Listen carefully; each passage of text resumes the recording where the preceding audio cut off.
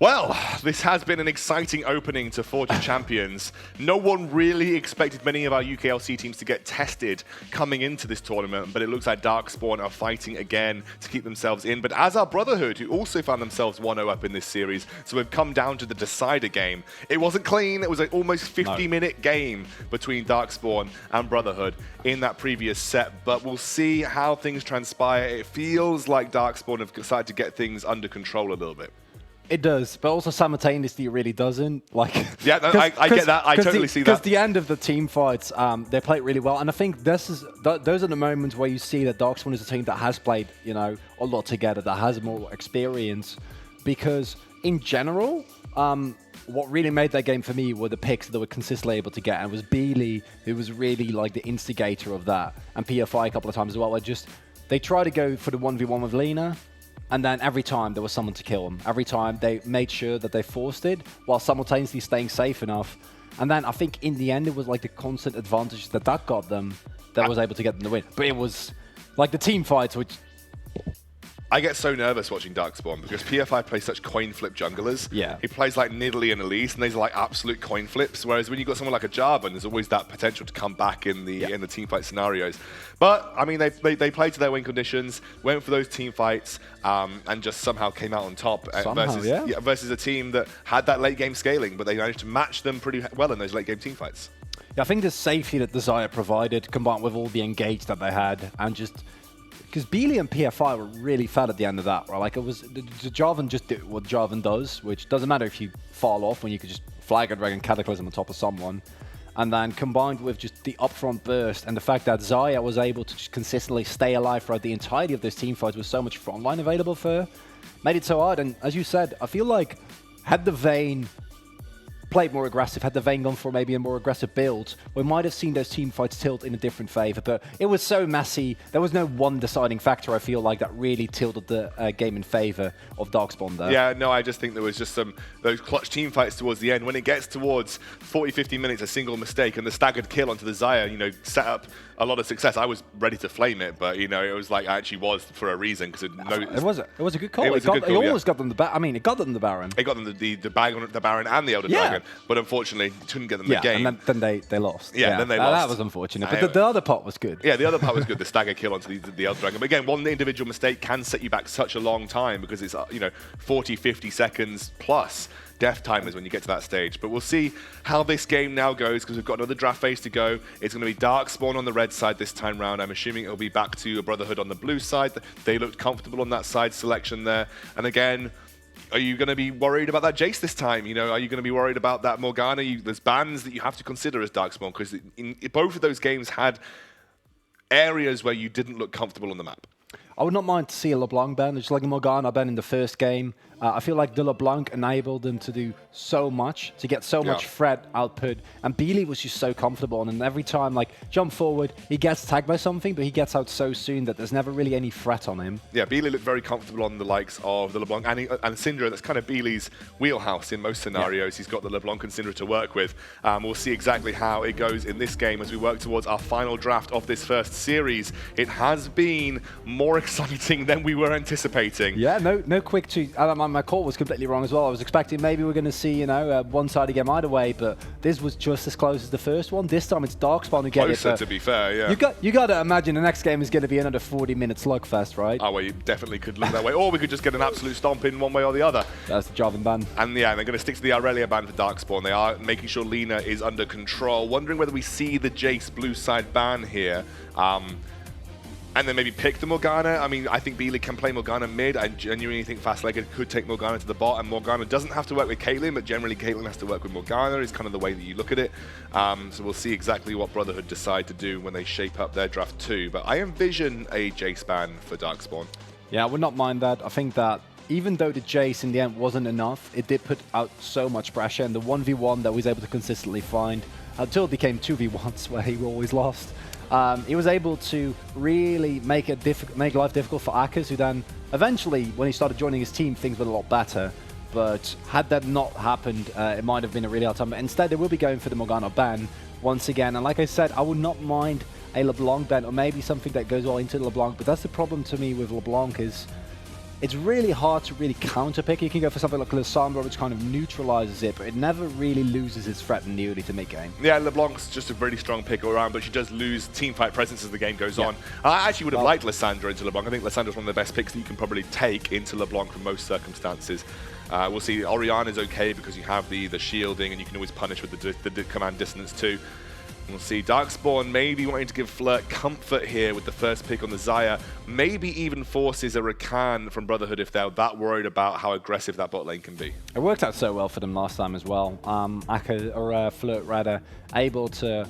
I think the only death that we saw him take was the one in top lane where he got staggered. Yeah, like besides that, he just never died. Dan Voxney and Shazin also stayed alive for a really long time, but in the end, the pressure that they were able to output wasn't as much. This time, though, no Vayne. Instead, they go for the Kai'Sa. Going to go for the Kai'Sa. Wondering whether they just pick their bot lane in total here. Again, Rakan is something you'll be considering because obviously Xayah Rakan is an important thing. I guess you're expecting Darkspawn's never going to pick the Jace, so if that's something that you want to consider down the line, I think Jace was fine for Lina. I think it generated so many advantages for the Brotherhood in that particular game. They just weren't able to play fully to that Jace win condition. Yeah, I still would not mind them if they don't pick it up earlier to ban it away, and Psyche is going to go for the Karthus. So you pick up Kai'Sa and Karthus, you say, well, last game we had a bit of scaling, wasn't enough. So this time, going to really layer it on that. But against PFI's jungle pool... I think you could just pick Nidalee again. Yeah, this fills me with, especially with the Xayah Rakan lane probably getting picked up here, it fills me with fear for Psyche's life. Yeah, Xayah Rakan looks like it should be the lock-in. It's generally your standard bot lane, and Fast Leg's a pretty good Rakan player, so happy to pick that up. I'm very happy to just say Nidalee's fine here in this scenario. Like, just be aggressive, try and get into Karthus' jungle. He does go fairly low. He's squishy. You've got mobility to escape that death phase when he's just going to be spamming your Qs. And PFI looked very comfortable on the Nidalee in the last game.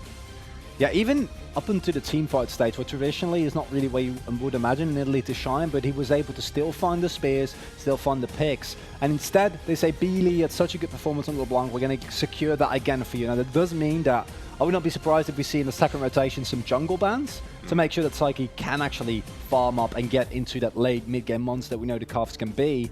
But it does mean that once again, mid lane is going to be rough, and the Zilean, it's been banned a couple of times already, and I do feel like that is a pick that would actually work really well into the LeBlanc. Yeah, it's already shaping up to be a super defensive composition with a lot of late game scaling coming through from Brotherhood. I'm a little bit worried about their early to mid game. Yeah. All three of their lane, jungle, bot, and I'm assuming mid Zilean. I'm going to assume that's a mid Zilean coming through. All of them are fairly weak in the early game, so you just need to be a little careful. Nidalee ban comes through, expected. Wonder whether we see an Olaf ban coming out from Brotherhood as well, because both Olaf and Nidalee maybe do something similar. With Rek'Sai and Jarvan off the table, you feel like you're just going to try and limit that jungle pool that can go aggressive, that can look for the 1v1 potential versus the Karthus. Would also not mind an Elise ban, although you were able to beat that in the end. But PFI still is an aggressive early game jungler, as the Jace does get taken away by Darkspawn. Do feel like that's a good call. Yeah. As Jace is just a nuisance to face for them. They were able to win against it, but is it really something you want to deal with again?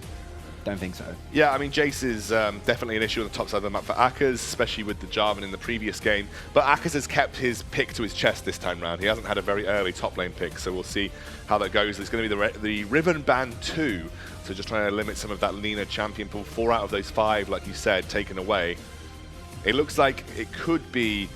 I mean, I like Lissandra into LeBlanc. I think it's one of the standard picks. You can keep yourself safe. You've got good lockdown potential. We know that the Zilean support works nicely into any late game scaling composition with something like a Vayne or a Kai'Sa. Worried a little bit about the engage potential into a Xayah Rakan lane if you're playing Zilean early on, because he's so mobile, you can stop the double bombs coming through. But we'll have to see how that transpires. And, yeah, it does mean that, like you say, the Zilean support, I do feel like it just means that we see a complete pivot here, because the first game was so aggressive with the Caitlyn Morgana, and that was really what netted the Brotherhood, their mid-game or early-game advantage, that they weren't able to snowball. And in these games, they're really shying away from that Lee Sin, though. PFI's Lee Sin's pretty good, but I wouldn't mind Olaf or... Like, it does the same thing as Nidalee, right? You're just looking to be aggressive. You've got that kill pressure versus the Karthus. Your ability to just roam into the enemy jungle is very strong. So yeah, I think like the Olaf is just a good pickup here. Now I'm looking towards Akers. Again, they're giving counter pick potential over to Lina, so you want to pick something that's relatively safe in that lane. Also something that's going to provide for the team here. Which is difficult to do. You probably are going to be facing a split pusher. So Nara is a very comfortable... Just blind pick it again? Yeah, Nara's a very comfortable pick in that scenario. We'll see exactly what Lina decides to go for. Lots of split pushing options on the table right now. And going for this Camille pick again, last time, the Nara was able to win that matchup. Yeah. And in the end, the 1v1 was abandoned, and of course we saw the one team fight where Darkspawn basically lost it all in the span of, say, 20 seconds. This time, though, Brotherhood once again picked themselves into that lane. And I do feel like with their current composition, it's not as big of a threat as it was before, because the 1v1 is always going to be alleviated by the fact that you do have the Karthus, which is like truly global ultimate, is going to make it so much harder for the Nara. But again, even if now, if you get ahead, which with the Olaf and the LeBlanc, I kind of expect them to. There is a lot of pressure here for Brotherhood. They need to get through this early game. I'm worried for Brotherhood this time round. I think you've actually got a really strong early game to mid-game composition here from Darkspawn. You've got way more damage in the first 20 to 25 minutes in this game. I actually think the overall teamfight damage is too reliant on Karthus here, who's actually a pretty easy target for LeBlanc and pretty much anyone to target, if I'm completely honest. I think it's not that hard to find. You lose the split push eventually versus the Camille. I think Akers had complete control of that in the previous game. I think Darkspawn looked comfortable this time round. Again, you get too late, I'm starting to worry, but I think for the first 30 to 35 minutes, Darkspawn are going to look comfortable. Because we were at the first game as well, or the second game rather, where they got into the late game with a Vayne, and in the end, it still wasn't enough. Yeah. So I love it. The Karthus can just press R. Yeah, that is true. That is a very good, very good skill. It's a very good skill. And press R. And no one on the side of, apart from Xayah, no one on the side of Darkspawn can actually avoid the R. Usually you have some avoidance mechanics. You have to go for like the Zhonya's, for instance. But some people have like inbuilt mechanics that they can avoid the R with. Only Xayah can do that. So you let Karthus scale up too much here, you're going to have an issue in teamfight scenarios. But again, you do have that split push of the Gnar, which again, if that's the win condition that it comes down to, I do not want to see Akers full DPS run into the middle of the teamfight like he's a tanky Gnar. That's just not what I want to see. No, I feel like you're referring to game, like very specifically to game number 1 here. Yes, I'm referring to game 1 where he literally entered it in the middle of the map. Maybe for all you know, that might have been a team call. Like I said, even if it was a team call, it wasn't a good call. But cut that. Yeah, no, some slack. You're not giving it to him. I respect that as well. Sometimes I like to find silver linings. Wasn't many silver linings. There weren't, were there? And as we get into what is going to be the final game here between Darkspawn and the Brotherhood, it is up to the Brotherhood to show that after winning game number 1, losing game number 2, they can in fact find a victory. But that early game is going to get pressured heavily. We see the Olaf with Predator here as opposed to Conqueror, which is something that we've also been seeing more. And the Xayah Rakan bot lane really isn't something that we haven't talked about as of yet. Yeah, the Xayah Rakan bot lane, it's a super strong bot lane. You've got lots of engaged potential with the extended range on the shield. And the extended range on the shield is going to allow you to come back down. We've got a potential pause coming, if I've been told. So, not interesting. Yet. Are you seeing back into the future once again? I was seeing into the future. Back into the future. We don't talk about the future. We're not allowed to talk about the future. Production's telling me that we can't talk about the future. Even though I'm a he's now looking at me really angrily, and he's doing this. He's very upset with me. Now he's doing this. He's like, nice Sonic's counter. We're about to hopefully get back into game 2, he said, as he tried to move can we get a camera on my really angry producer's face? He just told me no. Okay, we've got a little pause coming out. It wouldn't be UK esports without a little pause. We have them in Benelux as well. I don't think they're region specific. No, I think just UK. Is it just UK? UK always gets pauses at some point during the day. There's always going to be a game with a pause. I know what it's like in Benelux, but there's always a pause. Sometimes. No. We have sometimes. Sometimes. No, it's like every. I have memes like centered around I can't remember a UK broadcast where we haven't had a pause. Not a single one. Not a single UK pause. Well, throughout the day, there has been at least one pause. So it's just UK, esports. It just happens. Fair enough. Yeah, I'll take your word for it. So let's talk about these compositions before my producer cuts my head off even more. So let's have a look at the Olaf of Predator is an interesting one because again, like you said, we've seen Conqueror rise for Olaf. I like Predator because you're looking for the more immediate impact versus the squishier targets that are going to be further away from you. You're not going to get. I actually don't think there is anyone on the side of Brotherhood that I would think Olaf's going to get locked into a Conqueror-esque engage with. No. Maybe Camille. That's about it. Even then, like what kind of assignment would you have for the Olaf to have a 1v1 against a Camille? Exactly. So you're more interested in getting the immediate burst damage and the immediate gap closing potential onto the Karthus, onto the Kai'Sa, onto the Zillion. Much more potential for Predator in this game than you are going to get from Conqueror. You're not going to get many jungle duels 1v1 where Conqueror is going to become an issue. So this is a better Predator game for Olaf, absolutely. Run them down. Run them down. You also have the Zaya Rakan, which we were talking about a little bit beforehand. Again, the Zaya Rakan is good because you get that slightly extended shield range. So you can dive a little bit further. You also have the joint recall, which actually comes in very useful from time to time. So you get that slightly extended shield range that means you can dive in for the engage and then back out much further than you would be able to do without having the bonus from other matchups, for instance. So it is kind of a benefit that will actually definitely help versus something like the Zillion 2, who's going to want to... Basically, when you're a Zillion, you see a Rakan engaging you, double bomb yourself, essentially. You literally just double bomb yourself. Get away from me. Because Rakan is too mobile to try and get the bombs off, predictively. Yeah. So you've just got to double bomb yourself when he goes for the engage, and that's kind of what I'm expecting to see. But that engage potential with the charm is very strong versus a lane that's not going to come online for a lot longer. So I'm a little bit concerned. I think that bot lane is going to be a big weak point for Brotherhood. Not to disrespect Brotherhood, but I feel like outside of the Lissandra, they're just, even with the top lane, like the Camille match, we saw last time how they went, especially if, God forbid, they fall behind once again. I don't think there's a single lane that you really win here as Brotherhood. And yes, Darkspawn have had some difficulties able to withstand pressure, but when they're the ones pressuring, they seem to really have an idea of what they're doing, and then still the games don't get closed out in the cleanest of fashion. But last time, the LeBlanc and the aggressive jungler were enough for them to really keep control into the mid game and late game. And I think that we're just going to see the exact same thing, but this time, the late game scaling is even more scary, but it's also, it takes so much longer for you to get there. Yeah. What I want to see from Darkspawn is utilize the fact that your lane should have priority, and that means the Karthus is very likely going to be sat in his jungle farming. That gives the Olaf inlets into the Karthus jungle, either get some vision down, take some camps away from him, or try and find that 1v1 versus the Karthus. That's kind of what I want to see coming out from Darkspawn. They need to be that aggressive here. Utilize the fact that your lanes are going to be the ones in control, and then bring it back online when you have to, so bring it back online when you have to go for those big engages. Because I think if you're pushing in, the only thing I'm worried about is I don't think bot lane is going to push in as much because you have the Zillion who, especially if he commits bombs to the wave, you'll be able to clear those waves pretty quickly. But it's Zaya Rakan, it's essentially double range. You should be able to get on top of it eventually, and especially if you're looking to be aggressive as well. It is a lane that's going to be struggling for the Kai'Sa and the Zillion. But overall, it should be Darkspawn in control. And if Darkspawn aren't in control, they're doing something wrong. And we did see that in the first game. They did kind of make some awkward decisions around the bot side of the map. So that's what I think should transpire in this game. We'll have to see if Darkspawn can execute on it. And the Lissandra is really the only one that we haven't really talked about yet. And we're back to the past. Last time, BFI is going to make his game back soon, or going to make his way back soon into this game. And what I'm already is back. Never mind.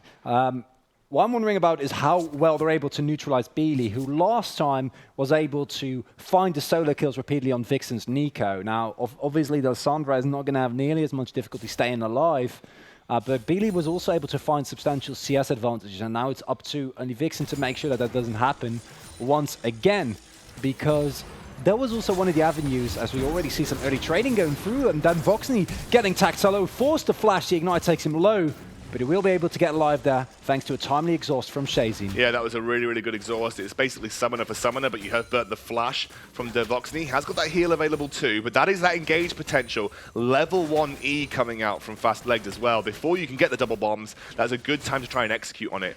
Expect to see that again, although level 2 is now there for the Zillion, so he has that double bomb stun potential. And we see Psyche, as expected, just clearing his jungle. I don't really expect to see him do anything else early on here. Just wants to get through it Also completely disregarding his Krugs early on, and with the pathing from PFI, looks like he's not getting anywhere near a Scuttle Crab. I mean, you wouldn't do, though. You're just looking to just farm your jungle up here. Yeah. There's no way you beat an Olaf in a 1v1 at this stage in the game. You can see Flirt and Fast-Legged looking for that opportunity. He's going to utilize that small amount of sustain that the Xayah Rakan lane does bring to the table. And they are starting to zone Shazen and Devoxny out of this lane right now as well. And remember, without Flash, you do have to be very careful for Devoxny. And this is what we can see. Top lane and mid lane have priority. Lina still struggling in the 1v1 versus Akkas here. And you can see Olaf looking to get some vision down in the enemy jungle. He's going aggressive, and that's what I wanted to see. Yeah, Frozen Axe, and I think Psyche should still be fine, because this would be a really deep invade coming through, even with the priority that they have. You wouldn't be able to respond easily with Akkas in the top side, right? But I do like that they're already starting to show themselves. Like Psyche, he needs to be mindful. If he makes a misstep, it's always the threat of PFI. Even if PFI isn't there, just the pathing that you need to adjust just to account for that Olaf possibly being there might come in big there for Darkspawn. Yeah, you can see priority in all three lanes at this point in time. Siki, again, not a huge early ganking jungler. Karthus is a pretty good counter ganker, but setting up ganks makes him quite vulnerable. So he's just going to back off on that top side after warding. Olaf now going to clear his own bot side jungle right now. Has got that minor advantage because both Rift Scuttlers went over to him. And expect to see him again look for opportunities for finding that aggressive push onto the Karthus, or just looking to take away resources where he can, stop that Karthus from scaling up, because Karthus will just farm until he hits 6, and then press R. And then press R, and he can respond anywhere on the map. That's kind of how it goes with the Karthus jungle. Of course, we see the passive from Zelion being used to give a level up to Devoxny, and something is as we see the Predator boots getting picked up by PFI. Actually, as the minion dematerializer here on the Olaf. That's interesting. I'm guessing he can just come into lane and then utilize that. Yeah, I imagine that that's... Can you use it on jungle camps? I've never seen it used on jungle camps. Like it's minion dematerializer. Minion, so not monster dematerializer. I'm going to assume that that's not the case. I'm interested. This is just power push with the axes and the additional pressure that you get from the dematerializer. I don't really dislike it. I mean, I haven't seen it before, but I also never saw Redemption Olaf, and that worked out well. Yeah, I mean, maybe just using it to come into lane when he gets a gank off. Allows him again, like you said, with the axes, just to push more aggressively when he gets the opportunity. And talk about aggressive, already starting off a solo dragon here at level 4. It is an Infernal Drake, so picking up will be absolutely huge, but he doesn't really want to take the risk, it looks like, and I kind of like that he will be getting very low, and if Psyche made his way, it would be a clean pickup. He can still go for the Rift Scuttler here. So we see the Feather Recall means that Shazen needs to be careful. Oh, the Predator has been popped. He's going to keep himself very aggressive onto Seiki. He has got the Smite, which will give him some health back if he uses that. But again, the priority in the bot lane is going to give Darkspawn the ability to take this. Although I think maybe Seiki going for an attempted Smite still here. Yeah, I need to be careful because the engage there coming through from Fast-Leg will be enough to ruin his day. And he decides to batter off it. I like that. Think that going for that would be exceptionally greedy. And instead just decide to back off. We do already see, though, that Beely, once again, picks up a big CS advantage over Vixen. Yeah, but also a big CS advantage for Akkas over Lina on this top side of the map. Even though there is a wave crashing in, that does not equal 20 CS. So this is, again, impressive stuff from Akkas on this Gnar. It's not a lane that Lina feels very comfortable in, despite knowing exactly what he was picking into. He unfortunately still struggles to find that 1v1 potential versus Akkas Gnar, who's actually a very practiced Gnar player too. Do want to highlight that the flash for Devoxny is very close to be coming up again, so really haven't seen Flirt and Fast-Legged find an opportunity to punish that early flash, which may be a little worry because, again, you're now starting to get past the point in the lane where you're going to have a really easy kill, and once we hit level 6, you have got that Zillion Resurrection ultimate to deal with too. Yeah, we're also getting closer to Psyche hitting the Requiem, which is going to make that even worse, as there's not only the threat, but these extended fights also bear more and more risk with them. And with the priority on bot lane, with Psyche nowhere near, and with no vision available whatsoever, I think this is going to be a really easy pickup here, and I'm loving this. Make use of that early jungle pressure that you do have, and a free Infernal Drake for Darkspawn. You can see here, not level 6, but there's an engage coming through. Devoxny uses the heal already, looking to go for the kill onto a brilliant route. That was absolutely insane from Flirt. And now they're looking for the knock-up. Shazen is going to be able to just flash away. That was insane. Triple feathers through Shazen and Devoxny and keeps them rooted in place. Also feel like it's a risky call to make. They're trying to go for a 2v2 all in when you don't have the Zilean ultimate available yet. Kind of a get out of jail free card that you can use whenever you feel like it to make sure that if it doesn't go your way, you just disengage and stay alive from there. Now Shazen will have the exhaust available as PFI makes his way towards the bot top, but in the end decides the batter of it. Will recall here. Like you said, Lina actually has been able to catch up quite well in CS here, and instead of a 20 CS deficit, now only approaching 5 here, or 5 or 7 here, which is quite nice, and I'm hoping that he can keep that up for him, because, as you said, Aka's last time, he was a win condition in of itself. Now, they misplayed it in the end, but if he can get that far ahead again, I don't see Darkspawn making the exact same mistake twice. Yeah, if you're going for that full damage split push now, you're probably not going to be looking for those team fight scenarios. And I think, yeah, he's caught up on CS, but I do think the wave is, I think, was slightly pushing in, unless it's completely evenly crushed. But I do think the wave was slightly pushing in for Lina, so Daka should be able to pick up a minor advantage again over his counterpart in this laning phase. Has got that ultimate available. They're both level 7. Wonder if Aka's just going to let Lina back here. Looks like he is. Yeah, not wanting to take the risk, maybe getting baited in. Although Psyche hitting level 6 with the Requiem available, but what I'm kind of worried about is that it's nice to have a Requiem, but I don't see a lot of situations in which they're going to be close call fights here where the Requiem is actually going to be useful, at least early on. Maybe. Obviously, now that we're level 6 with the Zilean, you have a bit more potential to survive trades, but I mean, you're looking at an Essence Reaver first here coming out for Flirt. He's working his way very quickly towards that.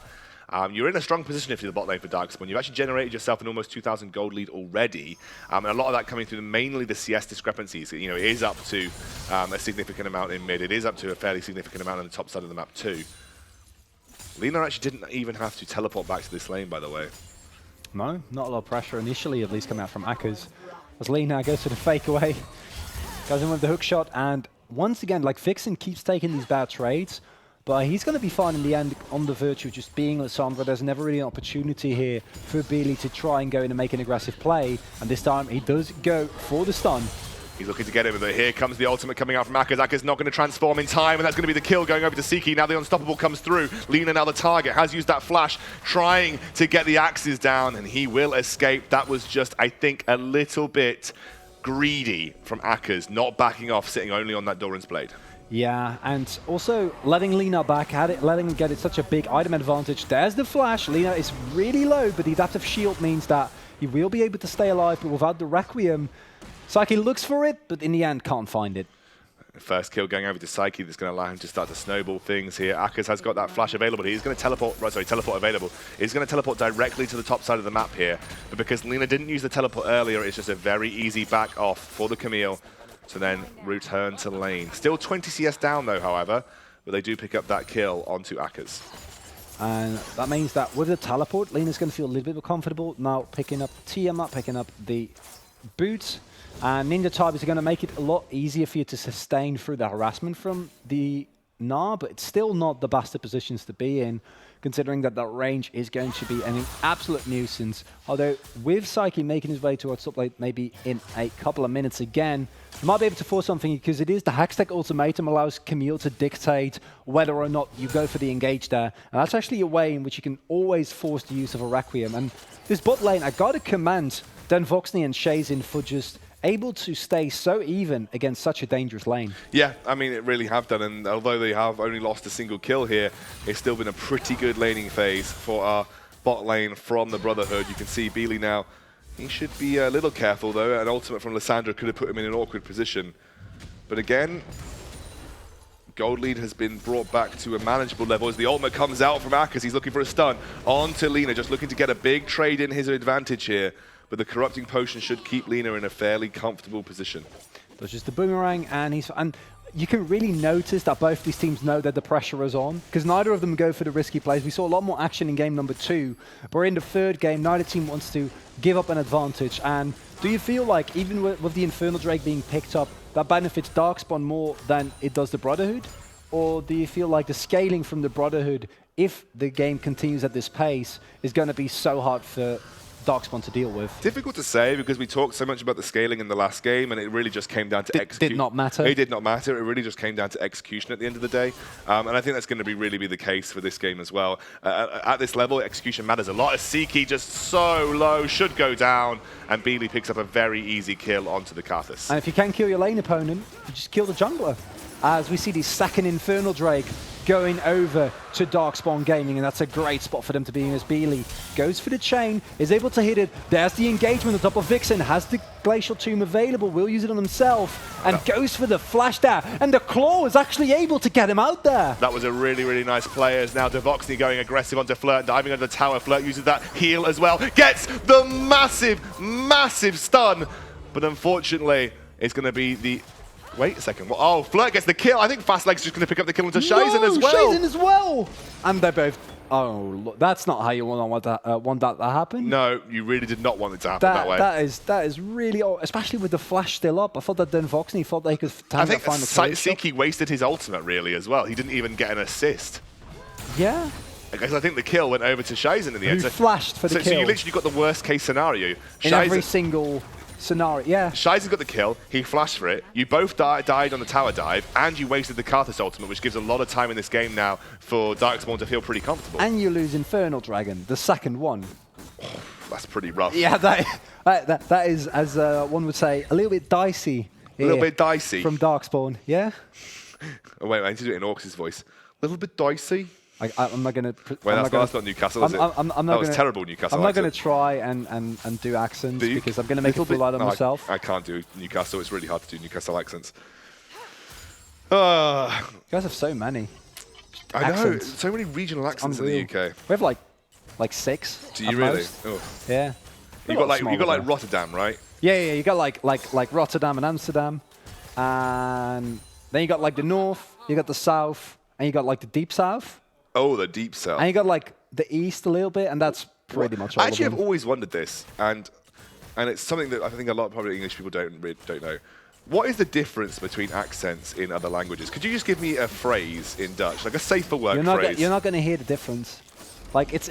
I don't think it works the same way as English. No, it would. Like it's just. It's. But you could. Okay, well we've got to engage. That's just a dead Kaiser. The charm goes on to Shizen, and they're going to finish him off first. So that's a good ultimate coming out from Devoxny, and they're going to keep themselves alive here. But lots of damage now. Potential tower dive for Beely on the cards.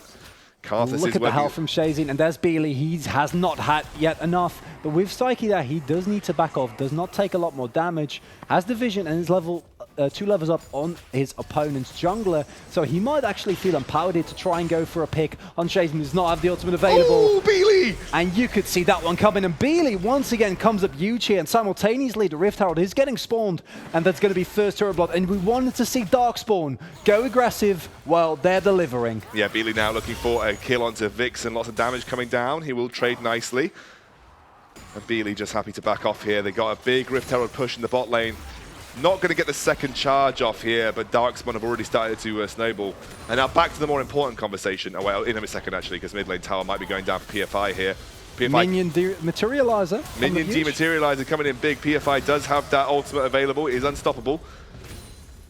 Lina got solo killed. I think we just saw a solo kill. Akkas didn't even look like he took any damage.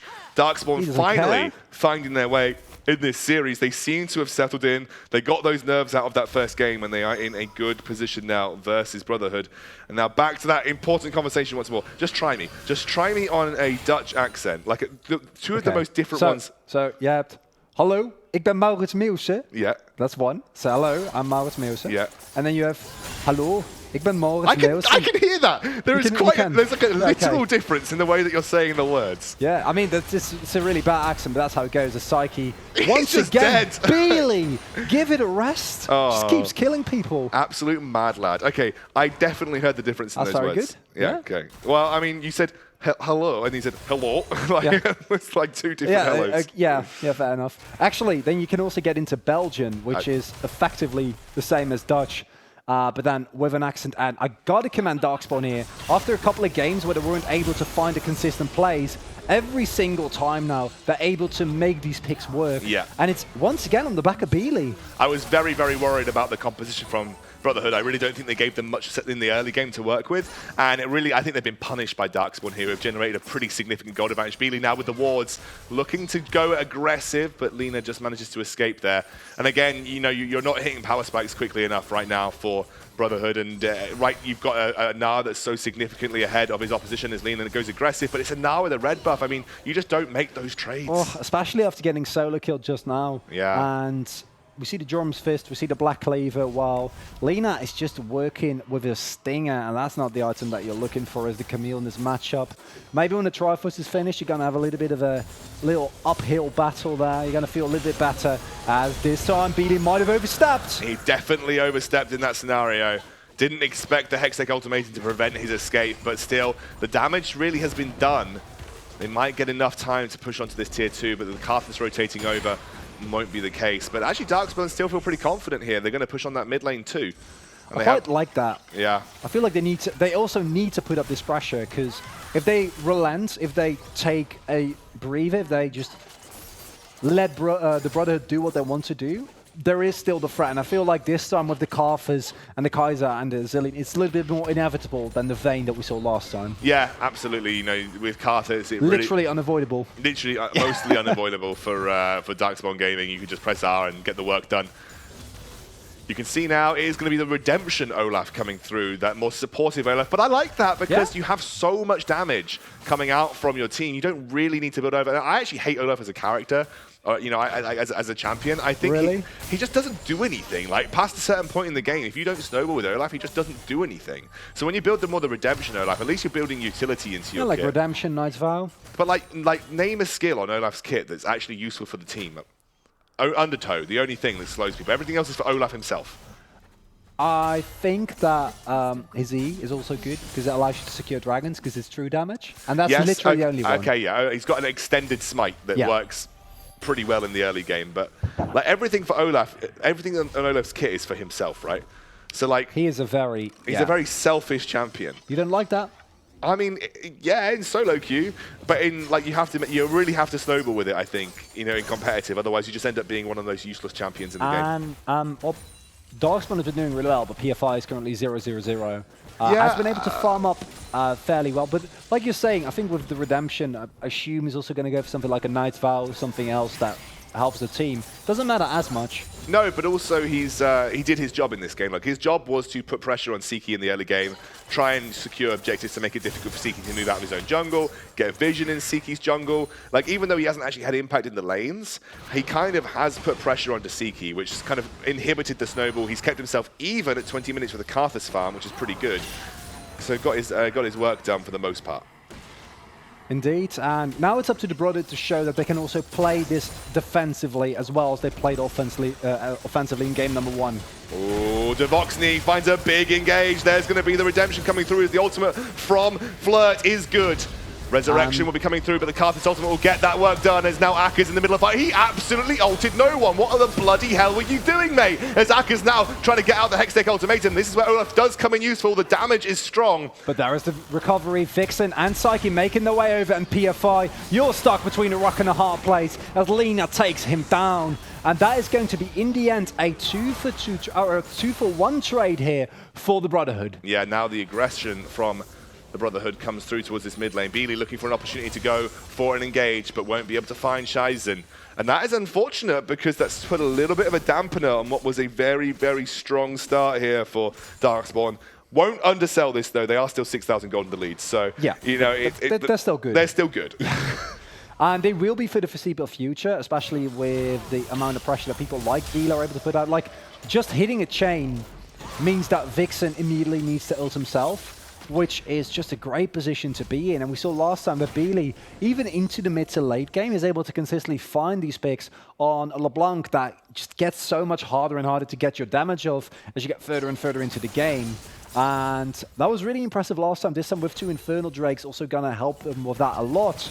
And the gold lead now almost 6k here for the Brother, or rather for Darkspawn.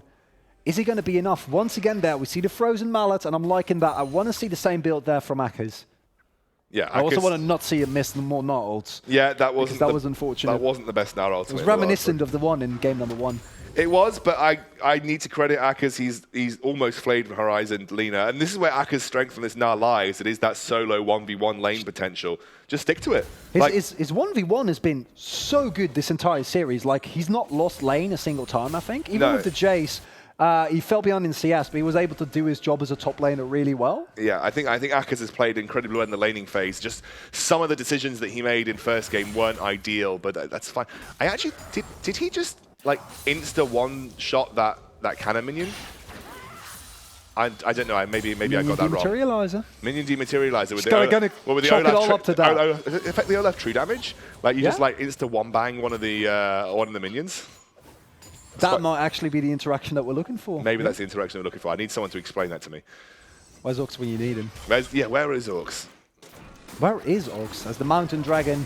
Not going to get contested here. Free pick up for Darkspawn. And with 4 Elemental Drakes already picked up and the speed with which they're picked up as well, the Elder Dragon is starting to become a real win condition. Now, I don't know if as Darkspawn you want to actually get to a point where there is an Elder Dragon. No. Preferably not. Preferably not. But if you get, like 5 or 6 Elemental Drakes, you're going to be like, well, it's not great, but we just take the Elder and then run over you completely. You got a late game win condition, that's for sure. Baron is also something that will be considered right now for Darkspawn Gaming. As you can see, Beely not going to get the aggro triggered. He's going to wait for those bombs to pop, and he's going to head back in and clear that vision very nicely. But we are at a stage in the game right now where we're 2-item Kai'Sa. We've got 2 items, including the jungle item, picked up on Siki on the Karthus. So we are scaling if we're the side of Brotherhood. We know we're in a situation where things aren't super dire. We are still looking 6,000 gold in the hole, but right now, so they're keeping their own. Excalibur, your Brotherhood. Yeah. You know, you feel you're really far behind. You lost 4 Drakes. You have a heavily scaling composition. Yeah.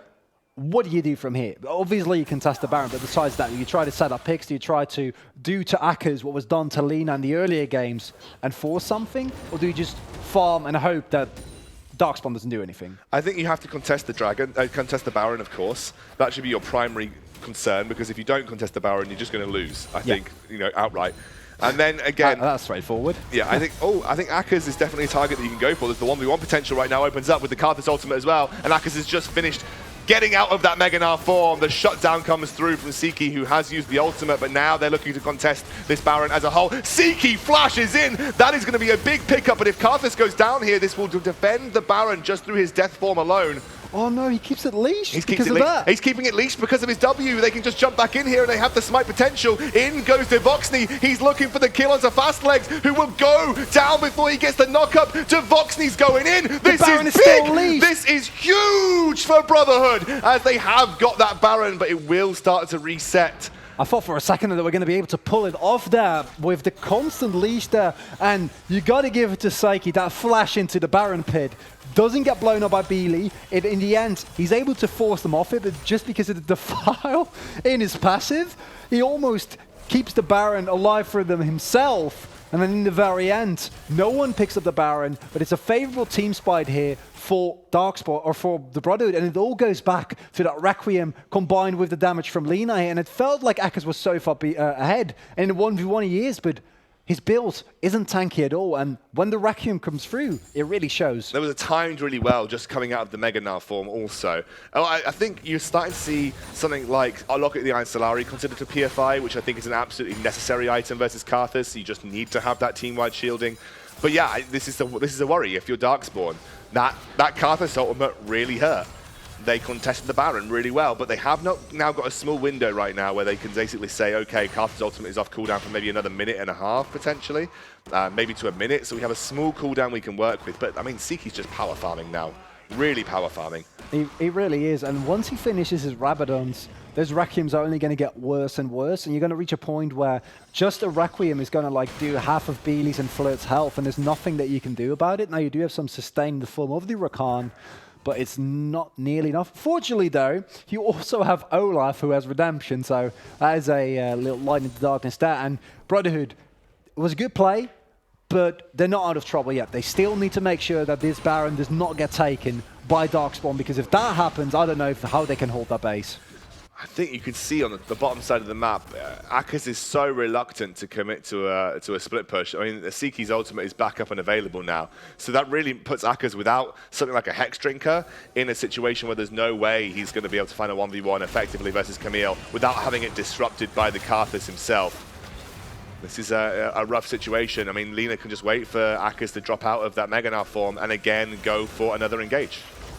And there's not really anything you can do about a little bit of harass being traded back and forth here. And I'd love to see Darkspawn now pivot away from this Baron, because I feel like the solution that Brotherhood has, at least right now, is kind of like, it just works, right? Either you force the 1v1 and you use the Requiem, so you both knock them off of the Baron and you get the kill, or you just keep doing this and then you just farm up and scale, which, as the Brotherhood, you're fine with. You're fine with it. You're absolutely fine with it. Beely now looking for an engage here. Has to be super careful, dives back. But Beely's been a bit quiet since we've entered that stage of the game where Karthus has become pretty strong. He doesn't want to get himself isolated by the Lissandra into a Karthus ultimate either. So this is, again, I think Darkspawn in a rough position. They haven't given themselves much breathing room when it comes to any late game outs. And like you said, it's a little bit more inevitable when you're going up against a Karthus than it is versus a Vayne, because even when Karthus dies, still has the potential to impact those team fights quite heavily.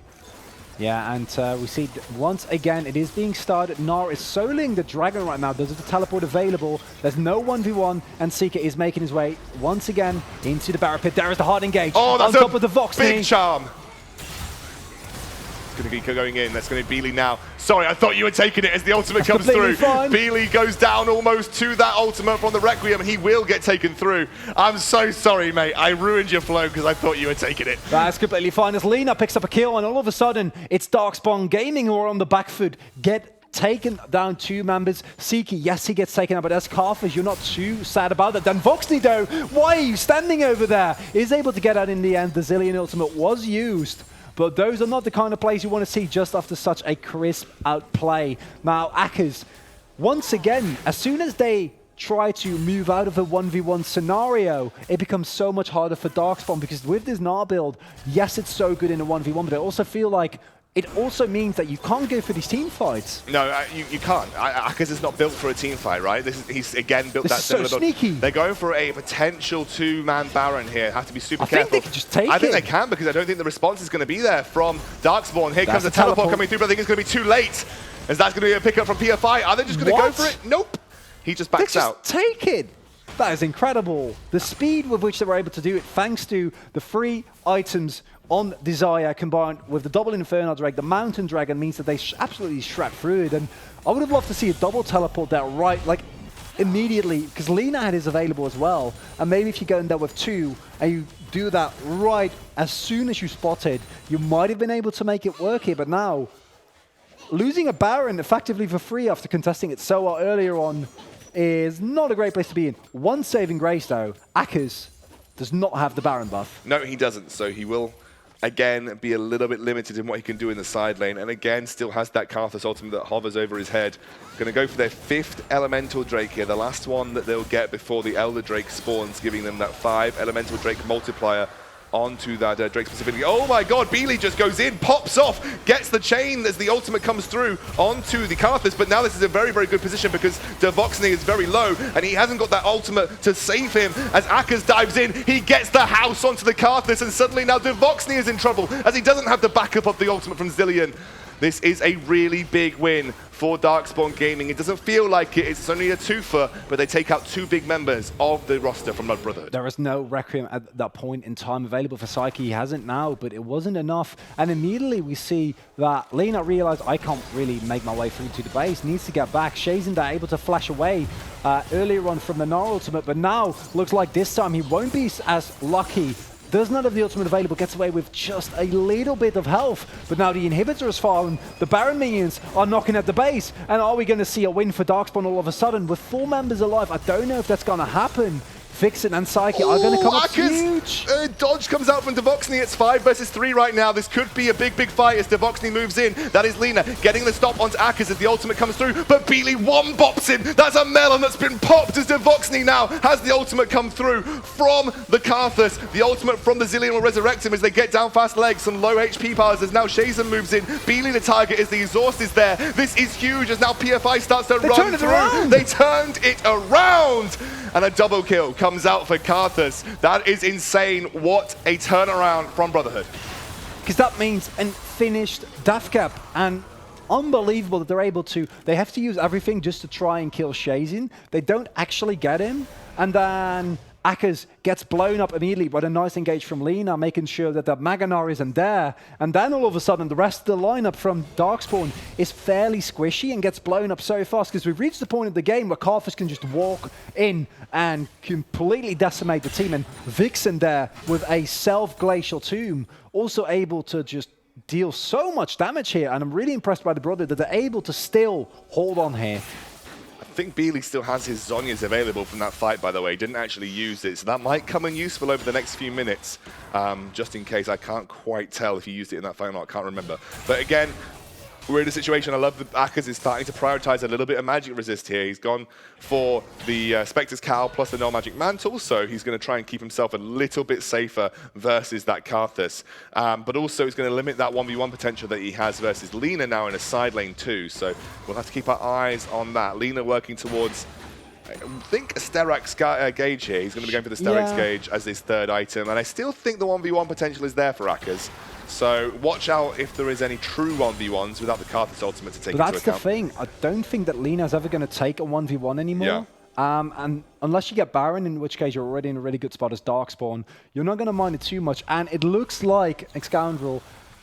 We came into this series, you know, you have Darkspawn, who our UKLC team has a great performance on Insomnia, and you kind of expect them to take it rather comfortably. Yeah. And now we're 2 45-minute games later, this one is starting to approach that mark as well, and it is just incredibly close. I don't know who's going to win this, because yes, there's a 5k gold deficit here at 34 minutes, but I don't think that really matters at this point in time anymore. Oh, the Voxney jumps in. They're looking to get onto the Olaf now, who hasn't got that Unstoppable available. They can get the Karthus ultimate. I think PFI's just going down. But look at the bot side of the map. Have Brotherhood given up too much here? Because Beely and Akers, the two-man wrecking ball, are going for yet another inhibitor take on this bottom side of the map. A critical error. And the end portion of this game gives up an inhibitor for only a single kill. And that's the worst inhibitor to give up, because the bot side inhibitor is the one that you need. And now Lina also used a teleport trying to get back into that top side fight, making sure that if the Baron comes up in a minute, they don't have the teleport available. They need someone to match them now in the 1v1, and they need someone to hold off on those super minions. So Darkspawn gonna have so much priority going into this next Baron. I feel like if they're able to pick that one up, and we don't see an Elder Dragon getting taken by the Brotherhood, not even for them because they have no elemental drakes, but just to deny it, I don't know how they're gonna hold on it, even with how good their scaling is. Yeah, you can just push lanes in right now. You have the teleport from Akers available. Interestingly enough, Akers has decided to push the top side of the map, and I'm guessing that is solely because the Elder Dragon win condition is more valuable to Darkspawn than it is for the Baron win condition. It is the one that is spawning next, and you can see that is where Brotherhood is sending most of their resources. We don't often see this. More the dances happen around Baron, but we're actually, because of that 5 elemental drake, seeing a dance around the Elder Dragon area. And in the meantime, Akers is still just continuing to push the top side of the map. And Lina is back in, but he does not have the teleport available. So any fight that the Brotherhood commits to now is a fight that they're gonna have to ride out to the death. I don't know if they want to go for a 1v1. It looks like they will. Maganar is not even close to available here. And that is just a straight-up 1v1 out of nowhere from Lina. And he's now going to try and continue towards this Elder Dragon fight, which has popped off. Remember, it is Brotherhood in a good position. It's going for the potential 50-50. Who gets it? Oh, it's the Kai'Sa! That's the Elder Dragon denied, and suddenly Darkspawn are having to back out with their lives. That's the ultimate coming through. Is that an overcommit from the Kai'Sa? Yes, it is, as she goes down. And suddenly, this is a massive turnaround for Brotherhood. Beely locked up, tries to get away, but the bomb might do the work. It will. And suddenly, it is a 3-for-1, and the Baron is on the menu too. This is Brotherhood cleaning objectives. And seemingly out of nowhere, and it all comes from Akers getting killed in a 1v1 there, caught underneath a turret in the Hextech ultimatum, and then the fact that somehow the Brotherhood is able to not only start off the Elder Drake, but also pick it up in a 50-50 scenario and able to win the subsequent team fight. And they're about to pick up the Baron here, but Darkspawn, they're not having any of it, and Flirting and Fast like can't be underestimated here. They can't, they're trying to get onto the Zilean. That's a lot of damage. Zilean pops his ultimate, but I think he's just going down here as he does not have that flash available. Zhonya's is there, but again, nothing that I think that they can do to react. And without that Kai'Sa on board, they could not take that Baron quickly enough. Because with the plasma stacks, they would have been able to shred through it. Also, no Drakes, as they could have maybe cancelled the back there. So now it's then Voxney who's trying his best to clear this bot side waves. But the Baron, after that play, after Shazin getting picked up, nothing that's holding them back. A free Baron here for Darkspawn Gaming, and with the base already as cracked open as it is for the Brotherhood, that's not looking very good for them. They have a strong team fight, but they need to absolutely smash Darkspawn in the next fight if they don't want to lose and drop out of Forge of Champions. Don't trust our inhibitor timers, by the way, because the middle inhibitor is already back up, and that should mean that the bottom inhibitor is due to respawn soon as well. But they are open, and they are ready to be taken if Darkspawn can push in. But you saw how badly the full-on 5v5, or just rather 4v4 went for Darkspawn around the Elder Dragon. You have to be so respectful of a Karthus this late into the game. As Beely jumps in, lots of damage comes through, and he isn't punished for it either, as he's able to dodge those 2 bombs. That chip damage might come in useful, as it is to Voxney, and it is Siki who are the ones that have been hit by that LeBlanc combo. I don't know if you can hold this inhibitor here, as we see a lot of damage coming out from Flirt. Lina tries to go in, and the Ragnarok is already used. There is the Requiem trying to pick someone up. It is a lot of damage, but not nearly enough to force something, as the Requiem, the double redemption comes through. And now the Requiem has been used, a big cooldown gone. The pressure is still on, the Baron waves are there. Oh, Siki almost going down to the Blanc. He might have to be forced to back away because, again, that big ultimate, like you said, has been taken. They're now going to look to put pressure onto Voxney on that top side of the map, as Akis has got that flash and ultimate available. He's a little bit reluctant to do so, though. Happy to just take it slow with this Baron Cannon minion. Oh my goodness, Devoxney taken low once more. Fast leg looking for an engage opportunity. This is tense for Darkspawn as they crack the base wide open. Every inhibitor is now exposed, and they are just continuing to take this slow. The late game power potential of the Brotherhood is still here as PFI now puts himself forward. The bombs have been used. Suddenly, a massive engage comes through from Vixen. The redemption is there to buy time and space as Vixen goes golden once more. Oh my god, what was that bomb? Absolutely insane, but Flirt is untouched as they continue to push through in this fight. Beely now in that golden form, looking to go back in. He gets exhausted as soon as he's there, but not before he's able to take down the Karthus. Flirt absolutely monstrous. Lina's as now it's alive, Lina though. versus the world. PFI trying his... Why did you flash? You bloody had it! them both! You bloody had it! You... Lina, why? No, Lina! He's saving the inhibitor. Maybe He's saving the inhibitor. he's saving the inhibitor. That's the right call. I'm gonna give him that one to Lina. Maybe he was scared of Beely as well, but it just... Unbelievable. It just looked... But the Brotherhood, they're faced with certain defeat, and they do not give up. They hold on and keep their forward streams alive. And if we're not crashing 50 minutes with this game, I don't know anymore, Scoundrel, because what a series we're seeing in the very first round, the very first series. And it's 3 games, all longer than 40 minutes. Oh, it's just insane. My heart can't take this anymore, Darkspawn. But we do have to worry for Darkspawn that that was a fight where Requiem was kind of wasted. And they got a big Locket the Iron Solari to protect them from it. That was one of their best opportunities to find a team fight go their way. And now the next big objective that's spawning is that Elder Dragon once more. The second Elder Dragon is monstrous if you can get it, especially with all of these elemental drakes. Can't see any way that the Brotherhood guys can actually fight against that. The first one went to the Brotherhood. Yeah, exactly. So, exactly. That was really good. I hope they can get the second one as well, because if not, you got to imagine that even in this situation, even more so than the Baron, which we saw there, is really good for pushing, but the combat stats aren't too relevant because the composition is so strong from the Brotherhood. But if you have the Elemental or the Elder Dragon, it's just over. Like, you can't fight against double Infernal, like double Mountain Cloud, Drake, double Cloud. with the second Elder Dragon as well, which, yeah. which is even more ridiculous than the first Elder Dragon. It's just impossible. You can't. It's over. Yeah, it should be. It should be anyway. Lots of magic. We said that before. We said that before. Scoundrel. We have said that before, and it wasn't. So I don't want to get ahead of myself. PFI now trying to clear out some vision here. Hasn't seen the rest of the Brotherhood move over, but now they will. As actually Beely gets aggressive. The wall comes out. That's going to be Devoxney jumping in. Actually forces the Unstoppable already out of the Olaf. It's one ultimate burn. I think Devoxney didn't even use his ultimate there. Just used his speed boost. He's so aggressive with his positioning as well. I mean, you kind of can be as a Kai'Sa when you've got the backup of a Zillion, you know. They do know that in 10 seconds this is starting, right? Because it feels to me like Psyche is now the one moving forward. That dodges the chain from Beely. They can't give this up. If they so- give this up, it's over. This is so tense right now. Aka's in the fight too, looking to make one of those big ultimates work for him. Actually, Flirt now, so much damage coming out as Devoxny's found his way in. He's looking for an aggressive play. Big charm comes out. That's a huge pickup, but a great reposition comes through. I can't tell who's winning right now. It really looks like Darkspawn Gaming have got the edge, but the Requiem might change it all. Aka's is popping off on the backside, and it is Devoxny still alive, but Beely also in that position. The Elder Dragon MVP! Devoxny just walked Elder forward. Dragon MVP as they get the kill onto Devoxny, courtesy of the Elder Dragon, and it's now just Shazen left alone versus 3 members of Darkspawn. That can't be it. A pure Clockman versus the world, and it's going to be up to him to defend this push of the inhibitor wave. It looks like it. It really does look like it as PFI chases him down, misses the axe, but it doesn't matter because Beely's got the rest. Nope, No, he doesn't, but it doesn't matter because the Nexus is about to get open. There's no AD carry though. It's 20 seconds. The ultimate gets popped.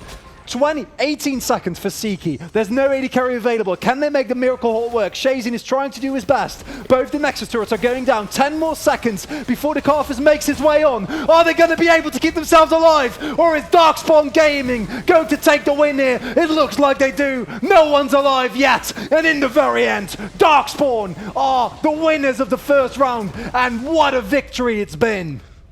Oh, I need a break. Unbelievable. What a series. And it's not even the Elder Dragon that does it. It's the fight at the Elder. And you got to imagine Devoxny going back to the team fight, playing that back in his head. The Elder Dragon just giving that last slap. I know. The thing is, because it was engaged the whole fight, and then he was the one closest to it at the end. He was like, oh no, Elder Dragon's just killed me. But Darkspawn still kite back really well. It's definitely deserved for Darkspawn, don't get me wrong, but you got to be impressed by a team like the Brotherhood coming seemingly out of nowhere and able to put such a hurt to the UKLC team here. I don't think we have words to describe that series, so we're just going to let it sit as we head on to our next one. We'll see you soon.